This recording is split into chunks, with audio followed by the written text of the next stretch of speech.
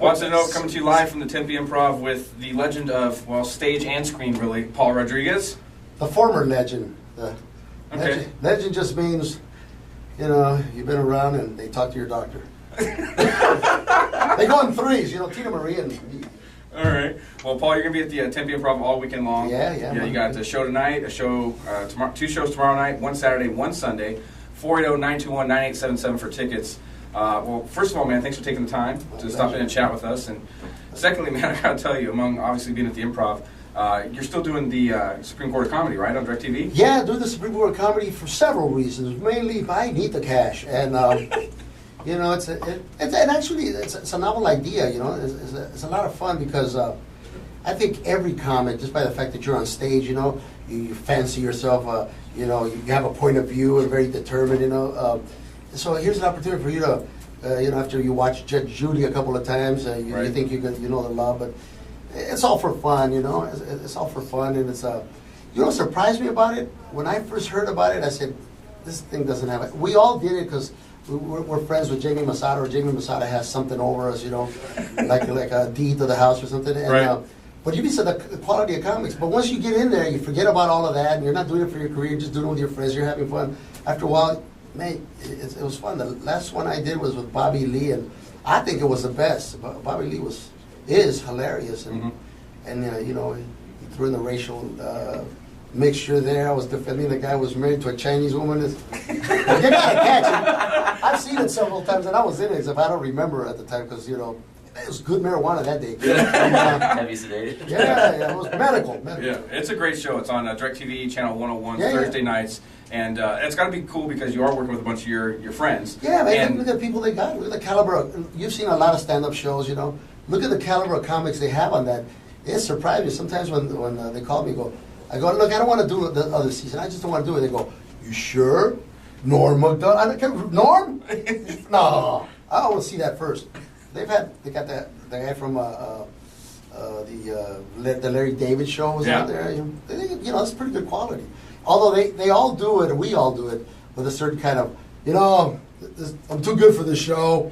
Right. I want to do it. But the truth is, once you get into it, I shouldn't be apologizing for the show. It is what it is. Well, maybe the one thing, you do have Don Myrera as the judge, so he's presiding over you, if you will. That's got to be an awkward feeling to have Don Myrera presiding over you. Yeah, Don basically is Jamie must, not that he ain't funny, but Don needs a neck. And I knew when Don had a neck, he could swivel. Right. Now it's just basically, what was that? And then he and I have a friendship, but sometimes he'll throw in there. Look, I know where I'm at. I know where my career's at, and I know what I've done. And I know what, I'm not the hottest guy on the block, but I'm still funny. But he always goes, doing anything lately? He'll throw a jab Right. I remember I did a movie this year with Christian Slater and Eva Longoria. Not bad, right? Oh, yeah. And it should be out in January, a plug. He's going, what are you playing? The part of her lover? I go, now I'm surprised. You used to be a lot funnier when you had a neck. You've had a very illustrious career. I mean, it's spanned over like 3 decades now. I mean, comedy, movies, TV. What decided in your career that you wanted to go a certain route? I mean, you just kind of want to try everything out, or I'll tell you been this. around? I'll tell you this. I think in life, you seldom catch the things you pursue. It's more or less the things that catch you. Yeah. I didn't plan on doing this. More or less, everything just fell into place. I didn't have the aspiration, I want to be a comic, I want to do this, or I was watching the Tonight Show. It's kind of like, I'm going to college, and then, what, $50 to do this? Yeah, I'll do that. What? Yeah, more? And then the college, working college, and after a while you went, I'll go this way, And after a while, time goes by, and you forget your dream about pursuing whatever it is you were going to pursue. And, you find yourself a middle-aged dude that's too far to swim back. The main thing I say to comics is this, from the heart.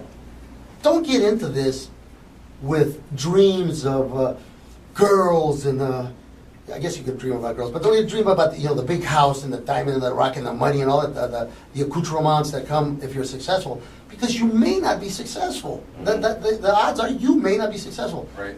You have to get into this because you feel that without you doing this, you're not successful, no matter what you do. There are people who are doctors who would rather be a stand-up. if it isn't your burning passion, you're just going to be very unhappy and very bitter.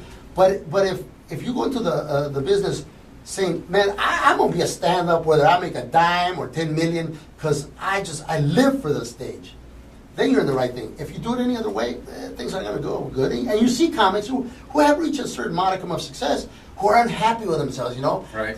Sure, they're headlining, but they say to themselves, you know, I'm bigger than this club. Look, take it from this dude. I play the huge venues, and I'm playing here, and this is where I'm at. And from here, if I can't put no people in this seat, I'll play a phone booth, you know? Because I'm not doing this as much for you as I'm doing it for me. Right. You know, I need this, you know? Yeah. That's important. I save my money. I got a buck or two here that I haven't given to the casino yet, and but I you know, without an audience, man, I'd be seriously in trouble. Yeah. I'd have to hire people to stand around the house and go, all right, here's a routine. That's got to be good if it is your passion, making people laugh. And like you said, yeah, at some point somebody offers you money to do it. That's got to be a great feeling. It's like, all right, Well, I love doing this anyway. So. It became my passion Yeah. because it wasn't something I thought, nobody knows about comedy out in the fields, harvesting the carrots or whatever the hell my parents were harvesting. But after a while, you realize that, you know, I found something in life that not only am I good at, but I like, you know. And if tomorrow this movie's a hit and I got another series, that's great. There are comedians who use stand-up for the sole purpose of getting a TV show and getting movies, and then they don't return to stand-up. Then there are comics like George Carlin, who, for example, and others, who always used stand-up wasn't an ends to a mean. It was stand-up. They did a movie, but they really were known for movies. They did appearances, but stand-up was what they did. They always came home, you know. Right. I've always believed that. I told that to my son, and I'll tell you, what got you there will keep you there, you know. And I've been off the stage for a while, and it's not like riding a bike. You get rusty, your material isn't good. There's no other way. You can't practice in a garage by yourself. You have to be in front of an audience, and that's where you sharpen it. That's where you got to get sharp. Your jokes have to work, your ideas, your routines, everything. If you're not doing that homework, then you might as well be at a convenience store with a gun, because all you do is just stealing their money. You know? Right. And there have been nights when I have been a thief. You know? Stolen some money. All right, folks, everybody here, this one's on you. Cheers. I got to tell you, you mentioned your parents and your son. You work your family into your routine, your stand-up routine quite a bit, and that's got to be nice to have a family like that. A lot of us have family issues, but that's going to be nice. You can show up at a family event, and most of your material is written for you just by showing up. It is. Well, see, that is they say that necessity is the mother of invention. There's so many comics now that if some topics are saturated, that the only way to be individual is to find something that there's no way they could have had the same experience. You see? Although there's been some comics who try to, you know, to take the same thing, but you can't go do a Circle K joke or a 7-Eleven joke or this or whatever's topical on the news, because you got to believe that Leno and Letterman and all those guys, they've covered it. Right. So you got to come from an angle from what do I have to offer this? What's my point of view? Not to drop any names, but I guess I asked Pryor one time. I was fortunate to know him well. I asked Pryor one time. I said, "How do you write?" And he said that he didn't write as much as he went up on stage with things that troubled him, that concerned him, that robbed him of his time. And then when he went up on stage, it all came together.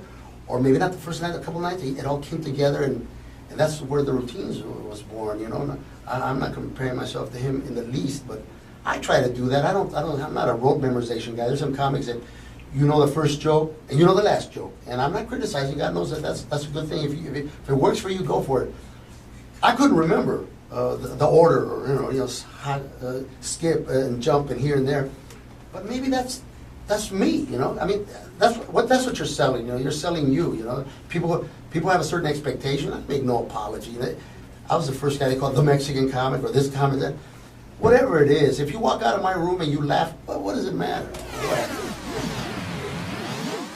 What were some of your mentors back then? Man, I was so fortunate. You know, a lot of those dudes are gone. Buddy Hack was a great friend. We spent a lot of time. How I met Pryor was that my first job was I was a guy in the parking lot. I was parking cars. You know, I was going to college. I had to audition for Mitzi Shore. She hired me, and I figured I was going to be on stage. No, you were just a doorman.